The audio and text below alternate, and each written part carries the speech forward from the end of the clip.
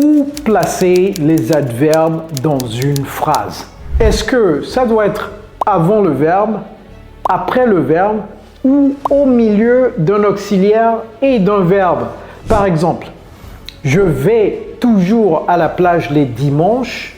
En français, on a mis toujours qui est un adverbe de fréquence après le verbe aller, n'est-ce pas? Je vais toujours à la plage les dimanches. En anglais, est-ce que c'est I go always to the beach on Sundays? Vous voyez là où je veux en venir, n'est-ce pas? Aujourd'hui, dans ce cours, je vais vous démystifier l'emplacement des adverbes de fréquence dans une phrase. Alors, à vos carnets de notes, ready? Let's go! Hello everybody, it's Coach Joe, your English coach. So, first of all, what is a frequency adverb or an adverb of frequency? Alors, an adverb of frequency, some examples are always, usually, ça ce n'est pas usually, ok? Ne dites pas usually. Je vous donne quelques-uns. Often, ne dites pas often. Sometimes en un mot, avec S à la fin, à ne pas confondre avec sometime sans le S et sometime en deux mots sans le S. Allez voir ma vidéo sur ces trois mousquetaires-là. C'est pas facile à démêler. Seldom, qui veut dire la même chose que rarely. ok? Pourtant, je n'entends jamais nos élèves utiliser seldom. Nous avons un programme d'immersion anglaise et je n'entends jamais nos élèves utiliser seldom. Pourquoi? Commencez à utiliser seldom. Ne mettez pas ly à la fin, ne dites pas seldomly. Ça veut dire rarement, ok? Seldom. Nous avons un programme d'immersion anglaise sur mesure pour ceux qui se posent la question. Et coach, c'est quoi ce programme d'immersion? Si vous voulez qu'on vous tienne la main pour améliorer exponentiellement votre anglais très rapidement, rejoignez notre programme. Nous avons un programme d'immersion anglaise sur mesure pour les francophones. Comme vous, nous avons déjà aidé des milliers de francophones dans plus de 50 pays du monde à maîtriser l'anglais. Donc, il y a un lien dans la barre de description de cette vidéo. Remplissez le lien et moi-même, je vais vous contacter pour vous en dire plus. OK? Never, également, un adverbe de fréquence. Maintenant, on rentre dans le vif du sujet, n'est-ce pas? Without further ado, let's talk about placement of adverbs. Alors, ce que je vais faire, c'est je vais scinder le tableau en trois. OK? Let me do that. So, all right. So, let's start over there. All right. Donc, la première phrase que je vais faire, je vais faire cette phrase ici et vous allez comprendre pourquoi j'ai commencé ici. On n'est pas arabe, mais je vais commencer à droite et on va venir ensuite ici et on va parler du milieu. Alors, la phrase, c'est quoi? C'est elle est rarement à l'heure. Ok? Elle est rarement à l'heure. Alors, ici, vous avez constaté que j'ai utilisé quoi? Le verbe être. J'ai utilisé le verbe être, n'est-ce pas? Ok? To be. J'ai utilisé le verbe to be. Elle est rarement à l'heure. En anglais, she is rarely on time. All right, what did you notice? Au fait, restez jusqu'à la fin parce que j'ai une interro pour vous, ok? Pour voir si vous avez bien compris tout ça. So, je vais souligner ça. Je vais souligner ça en vert. Ok, to be. She's rarely on time. What did you notice? You notice that the adverb has been placed after the verb to be. You see that? Donc cet adverbe est venu après. Donc ça c'est le verbe. Et l'adverbe est venu après le verbe, n'est-ce pas? She is rarely on time. So, this one is, let's say, after verb to be. After plus the verb to be. So, when the verb is the verb to be, the adverb of frequency comes after the verb to be. When we talk about any other verb, it comes before the verb. Pour tous les autres verbes qui ne sont pas le verbe être, ça vient avant le verbe. J'avais fait une phrase Au début, j'ai dit, qu'est-ce que j'ai dit? J'ai dit, je vais toujours à la plage les dimanches, c'est ça? Je vais toujours à la plage les dimanches. Donc, en anglais, on va dire quoi? L'erreur survient en anglais. I go always to the beach. Est-ce que c'est correct? Non. Parce que la règle dit que si c'est un verbe, outre le verbe to be, other verbs. Okay? Other verbs, donc ici c'est I always go to the beach on Sundays. Vous voyez le verbe? L'adverbe. Je toujours vais. Littéralement, hein, je toujours vais à la plage les dimanches. Parce que le verbe n'est pas le verbe être. Okay? This is very, very important to understand. Now, what's in the middle? Vous vous posez certainement la question, mais coach, ok, mais c'est quoi qui est au milieu alors?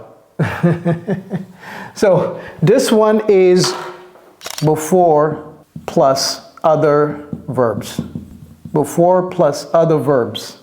Now, sometimes it's in the middle of an auxiliary and the main verb. Des fois, c'est au milieu de l'auxiliaire et d'un verbe. De quoi je parle? Lorsque nous avons les auxiliaires comme will, can, could, should, would,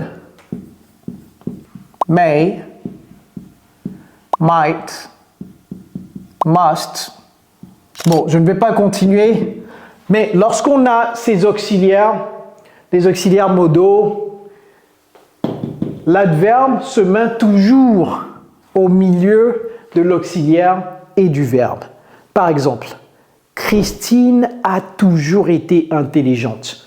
En anglais, Christine has always been smart. Donc, où est l'auxiliaire ici? L'auxiliaire, c'est has. Où est le verbe principal? C'est been. Donc, l'adverbe est au beau milieu de l'auxiliaire et du verbe principal. Ok? Un autre exemple. Il nous rendait toujours visite. Vous savez, lorsqu'on parle d'une situation qui est dans le passé et qui est assez spécifique à un moment donné du passé, on peut utiliser would. On peut utiliser would. Donc, en anglais, on va dire they would always visit us. Ça, c'est un concept grammatical qui, pour la plupart d'entre vous, vous dites, hey, c'est quoi ça? Donc, c'est presque la même chose que they used to visit us, ok? Donc, vous faites d'une pierre deux coups là, parce que ce concept grammatical-là, en lui seul, peut faire un cours. Hein? Would, used to, plus le passé simple. Ça, c'est l'auxiliaire, ça, c'est le verbe, et l'adverbe est au beau milieu. You see that? So here, it's in between auxiliary, so auxiliary, auxiliaire, c'est auxiliary, plus adverb of frequency, plus the main verb, okay? Adverb of frequency plus the main verb. All right, je vous ai promis une interro, n'est-ce pas? Je vais faire certaines phrases et vous allez me dire où placer l'adverbe. La première phrase, it's great to hear from you. Je vous donne 10 secondes pour me dire où placer l'adverbe always dans cette phrase. 10, 9, 8, 7, 6, 5, 4, 3, 2, 1. Où est-ce qu'on doit placer cela? Ça fait toujours plaisir de t'entendre ou de te parler. Est-ce que c'est it's great always to hear from you? Non, c'est it is always great to hear from you. Donc ça doit être it is always great to hear from you. Okay? He checks his mail at noon. Vous savez ce que c'est que noon? C'est midi.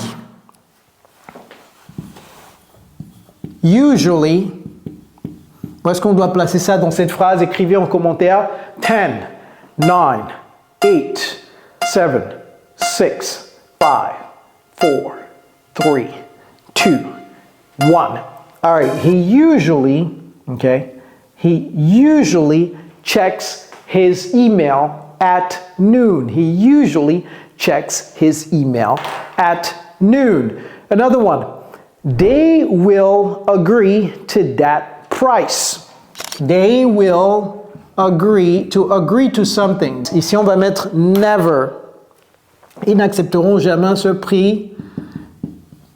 Où est-ce qu'on va mettre jamais dans la phrase? 10, 9, 8, 7, 6, 5, 4, 3, 2, 1. Boom. They will never agree to that price. Pourquoi? Parce que will, c'est un auxiliaire. Agree, c'est le verbe. Donc, ça doit être au milieu de l'auxiliaire et du verbe. Ici, c'est avant le verbe. Parce que le verbe, c'est un verbe outre le verbe to be. Et ici, c'est après le verbe parce que it is, c'est en fait la contraction de it is. It is, donc ça vient après le is qui est le verbe être. Ici, ça vient avant le verbe parce que c'est un verbe outre le verbe être. All right, everybody, I hope it makes sense now. Now you know exactly where to place adverbs of frequency in a sentence. Si vous avez aimé cette vidéo, prenez une capture écran très rapidement. Si vous avez aimé cette vidéo, c'est sûr que vous allez aimer celle-ci également. Cliquez là-bas juste après avoir regardé cette vidéo. All right, everybody, it's Coach Joe, your English coach. Take care, guys.